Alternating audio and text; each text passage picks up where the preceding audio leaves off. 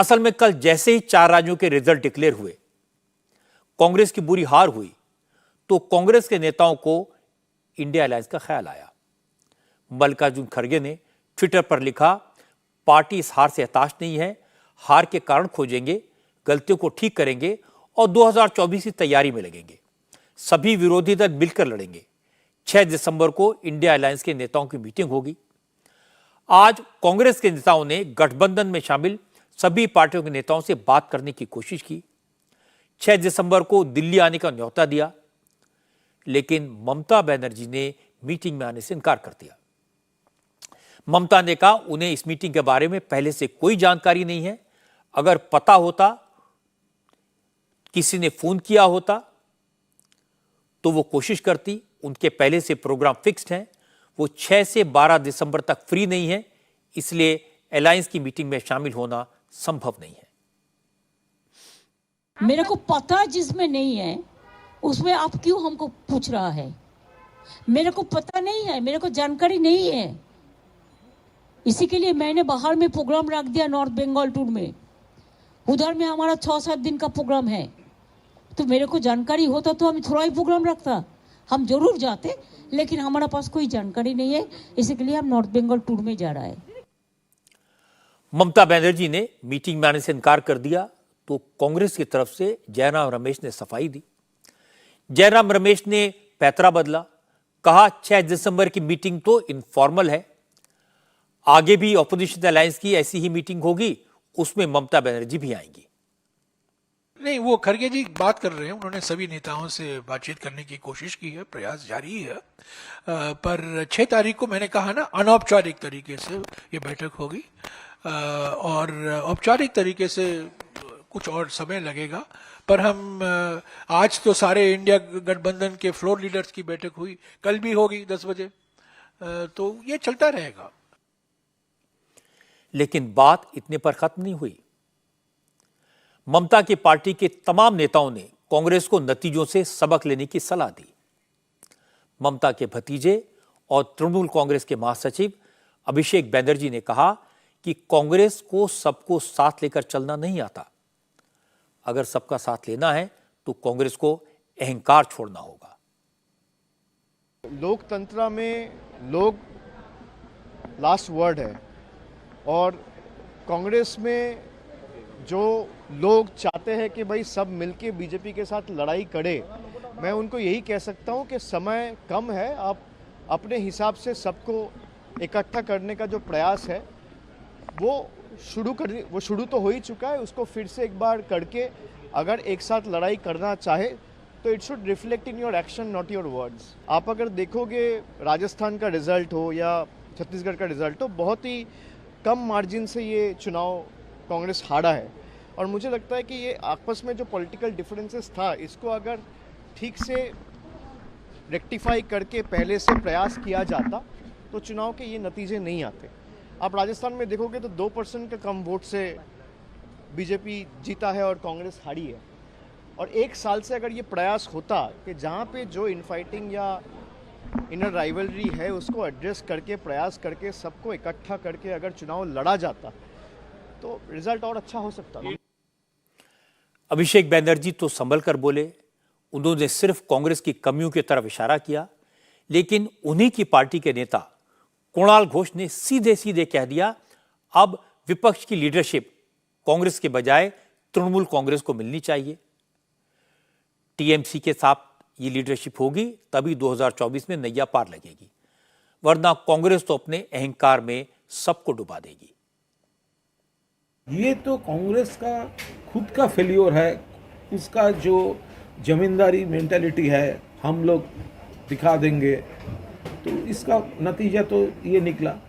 तो अभी हमारा ये बोलना हम लोग चाहते हैं कि ये जो सीनियर लीडर्स है, Mamata Banerjee 7 times MP, 4 time central minister, 2 time railway minister, 3 times chief minister, तो ऐसा लीडर को तो सामने आना चाहिए था, लाना चाहिए था। ऐसा लीडर को तो ये पार्टी का जो एक्सपीरियंस है, सजेशंस है, वो शेयर करना चाहिए था। और दूसरी पार्टी भी है, सीनियर जो लीडर्स है, ये 3 स्टेट्स में यह हुआ, देख खुद कांग्रेस, हम है कांग्रेस, ऐसा एक सामने लाया गया। लेकिन इंडिया जोट का जो स्पिरिट है, अलायंस का जो स्पिरिट है, कलेक्टिव लीडरशिप का जो जोश है, वो पूरा एब्सेंट था। इंडिया अलायंस के जितने भी नेता आज बोले, सब ने मध्य प्रदेश का उदाहरण दिया। कहा अगर कांग्रेस समाजवादी पार्टी को थोड़ी बहुत सीटें दे देती तो नतीजे ऐसे न होते। आज अखिलेश यादव ने भी कहा कि कांग्रेस ने अहंकार का नतीजा देख लिया, अब अगर साथ आना है तो सभी पार्टियों का सम्मान करना होगा। मध्य प्रदेश के चुनाव में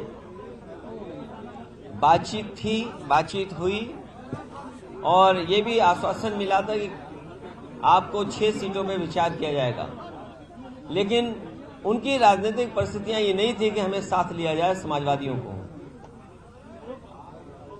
चुनाव में हार हुई है, हार को स्वीकार करना पड़ेगा और आने वाले समय में मैं समझता हूं हर हार हमें सबक सिखा के जाती है और हर हार में कहीं न कहीं हमें उम्मीद नजर आती है। परिणाम नहीं अहंकार खत्म किया है। मुझे उम्मीद है कि आने वाले समय में फिर रास्ता निकलेगा और उससे भी महत्वपूर्ण यह है कि समाजवादियों का उत्तर प्रदेश में संघर्ष बड़ा है, समाजवादियों को फैसले बड़े लेने हैं। इसलिए जहां से बात शुरू हुई थी कि जहां दल मजबूत है उसको सहयोग दूसरे दल करें। जो कुछ हुआ मध्य प्रदेश में, भविष्य में ऐसा नहीं होगा। सबको साथ लेकर के और सबका जो भी योगदान हो उसको जोड़ करके ही भारतीय जनता पार्टी का मुकाबला किया जा सकता है। उद्धव ठाकरे के पार्टी के नेता संजय राउत हमेशा खुलकर बोलते हैं, करारी बात करते हैं।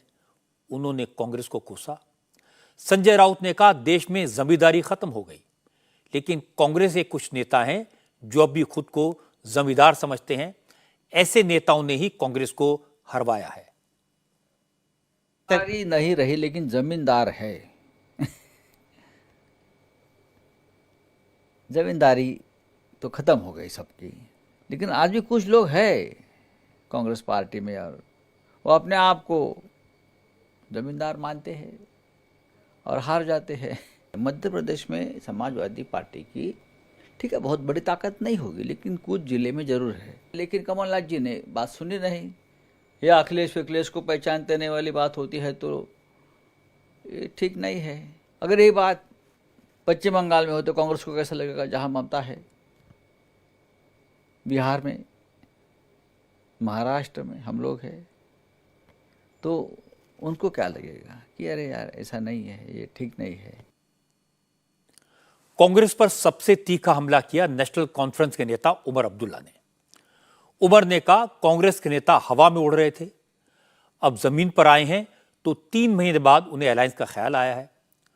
उमर अब्दुल्ला ने कहा इस वक्त वो नहीं कह सकते कि विरोधी दलों के गठबंधन का क्या हाल होगा, बनेगा या नहीं। ना वो छत्तीसगढ़ बचा सके, ना वो मध्य प्रदेश वापस जीत सके और ना वो राजस्थान दोबारा जीत पाए। मध्य प्रदेश में देखिए ना, अब शायद थोड़ी देर के लिए कमलनाथ जी चीफ मिनिस्टर रहे, लेकिन उसको छोड़ के अब 20 साल तो हो गए, ये 5वां टर्म शायद शुरू होने जा रहा है। ये कोई मामूली बात नहीं है। और 6 तारीख को शायद कांग्रेस के सदर ने कुछ इंडिया अलायंस के लीडरों को खाने पे बुलाया है।